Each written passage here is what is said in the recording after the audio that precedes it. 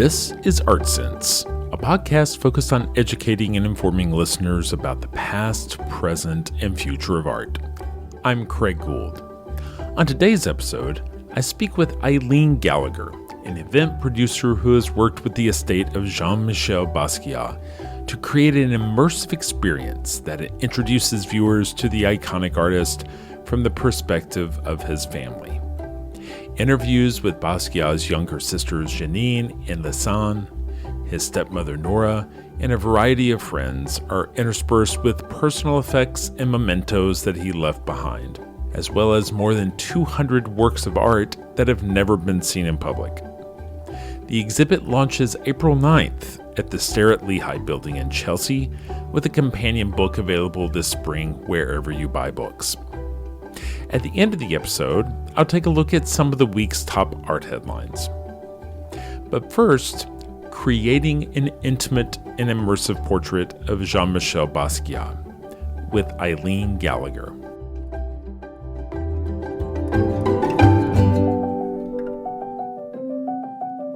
Eileen Gallagher, thank you for joining me today on the Art Sense podcast to talk about the new exciting exhibit that's coming up this spring in New York, which is Jean-Michel Basquiat, King Pleasure. Where should we start? How did the exhibit come about? So the estate of Jean-Michel, that's run by his two sisters, Jeanine and Lisane, and his stepmother, Nora Fitzpatrick, they have a large collection of Jean-Michel's work that's never been seen. And it's an idea that's been brewing since 2017, I'd say, when they first approached me to help them conceive of this exhibition. And so I had curated an exhibition of the Rolling Stones, and they had seen it, and it resonated with them because some of it was kind of straight exhibition of kind of works of art, and other parts of it were more immersive. And that was something that they thought that they wanted for this exhibition. And so we started to kind of talk about it and looked at places, and it turned out in 2017 they really weren't ready to kind of go full force. In August of 2020, they called me again and said, okay, we're ready now. So we started putting together the exhibition. They have selected all the works for the exhibition.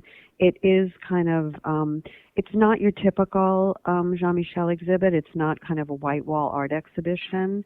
David Adjaye has designed a very kind of bespoke environment for these works. It's kind of these very beautiful, hand-hewn wood walls in different tones. There's music in many parts of the exhibition. There are 3 kind of immersive environments, one showing his childhood home, one showing his studio, and the third one showing the VIP room of the Palladium nightclub. And so are those like recreations of those types of rooms? They are. They're kind of like, I call them evocations more than recreations. But yes, we have the 2 original paintings from the Palladium, and we have video and music playing in there to kind of evoke a nightclub setting. We're recreating part of Jean-Michel's studio at Great Jones Street, and then also creating little pieces of his childhood home in Brooklyn. I haven't had the opportunity to obviously see the exhibit yet, but I have read the accompanying book from cover to cover. There are places in there where there are playlists, kind of like the Great Jones playlist, and maybe what his father Gerard would listen to at home. Is that sort of what we can expect musically in those different spaces? Yeah, there are 4 playlists that were put together by Jeanine and Lisane. One childhood, another one music that he was listening to in his studio, another one for the Palladium nightclub, and another one by artists who have been influenced by Jean-Michel since his passing. And actually, we're working with Spotify, and you'll be able to link to those complete playlists through Spotify. That's really interesting. So you mentioned that Jeanine and Lisane maybe weren't necessarily fully ready in 2017 but were fully ready in late 2020. I don't want to make any assumptions, but what do you think changed? I think, I've worked on a lot of these types of projects, and I don't think that people really realize the enormity of the task when they first start out. And I think that it took them a while to kind of fully wrap their heads around it. They wanted to be fully in control of the project, both curatorially and financially. And so, and they wanted to make sure that they had the resources in both capacities to make this exhibition happen. That kind of leads me to another question, which is, it seems like traditionally we would think of this sort of exhibit being held in conjunction with a specific museum. And what circumstances led the estate to choose the private path? Well, because they wanted to control the narrative, and they are the curators of the project, and they didn't want a museum to kind of take over the narrative. I mean, the most important thing about this project, I think, is that it's the family presenting the story of Jean-Michel. It's not any outsider. It's the people who knew him the best, telling his story and showing his artwork and providing kind of a window into his life and his work that has never been seen before. And so so in order to do that, they just felt that a museum would kind of subsume, many parts of this project, and they wanted complete autonomy. As I went through the King Pleasure accompanying book, it's obvious that it's a very intimate, loving portrait of a family member, right? Mm-hmm. And the text that I'm reading in that book, does that wind up on the museum wall, or is there audio of conversations with the sisters? How is that presented to the viewer? So the exhibition is divided into different sections, and there's introductory text information for each section. There's also video interviews with various members of friends and family who knew Jean-Michel that are also kind of interwoven into the exhibition. So in the childhood section, there's interviews with Jeanine and Lisane and some other childhood friends. In the studio, actually, there's video of Jean-Michel painting that's projected onto the walls. In another part of the gallery, there are videos about Jean-Michel becoming famous, when he was famous. And then there are also, there's a legacy video that talks about kind of his impact and his life. So there are quite a few kind of videos that add another layer of information for visitors. The book is laid out in obviously those chronological orders, and you get to the end, and it's apparent that in the tragic aftermath of his passing, the family had to pack up everything from that residence because it was a leased space, and the landlord wanted that space back.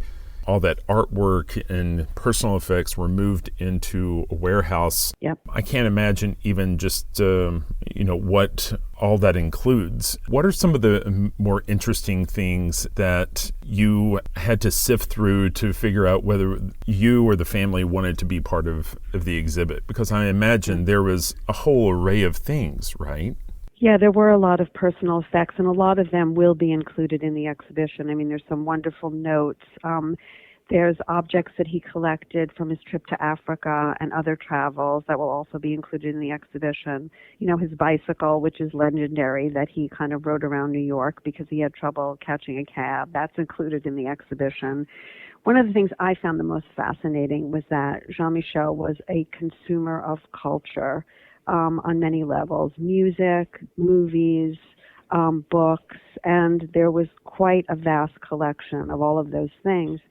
But the one thing, there were hundreds and hundreds of videotapes of movies. And they're cataloged in the book, but it's an absolute fascinating list, and I was just really taken with it. It's pretty much every great movie from, the 60s, 70s, 80s, and all the way back to the turn of the century, actually. So pretty amazing.